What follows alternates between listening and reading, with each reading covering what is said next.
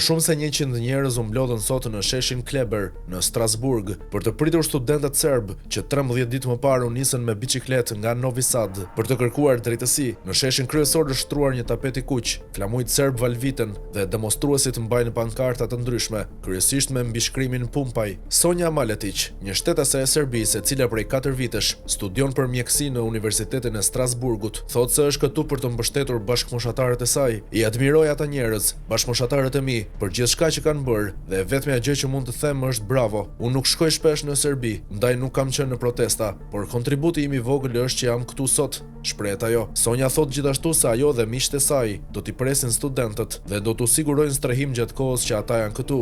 Ardhja e studentëve është planifikuar në orën 20:00. Studentët të nesërmen do të kërkojnë drejtësi përpara institucioneve evropiane për viktimat në Novi Sad dhe do të mbahet 16 minuta heshtje. Pas 13 ditësh me biçikletë, studentët serb që shkuan në Strasburg për të kërkuar drejtësi arritën në destinacionin e tyre përfundimtar. Rreth 80 studentë u nisën me biçikleta nga Novi Sad më 3 prill të këtij viti, mbërritën në Strasburg, ku presin të pranohen në institucionet evropiane për të kërkuar drejtësi për 16 të vrarët nga rënja e soletës në stacionin hekurudhor më 1 nëntor të vitit të kaluar. Misioni i tyre, siç thanë në fillim, është që bota të mësojë të vërtetën për Serbinë, që institucionet të reagojnë dhe të bëjnë presion mbi pushtetin, të ngrenë zërin në emër të gjithë atyre që kanë heshtur. Akomodimi për 80 ciklistët që kanë përshkruar më shumë se 1400 kilometra dhe kanë kaluar nëpër 6 shtete është siguruar më herët fal qytetarëve serb që jetojnë në Strasburg. Më shumë se 100 pjesëtar të diasporës lokale serbe, si dhe diaspora nga Zvicra, Bazeli dhe Parisi, të cilët po ashtu erdhën për t'i mirëpritur studentët dhe për t'u ofruar atyre mbështetje, u mblodhen për t'i pritur studentët në sheshin Gutenberg në qendër të Strasburgut.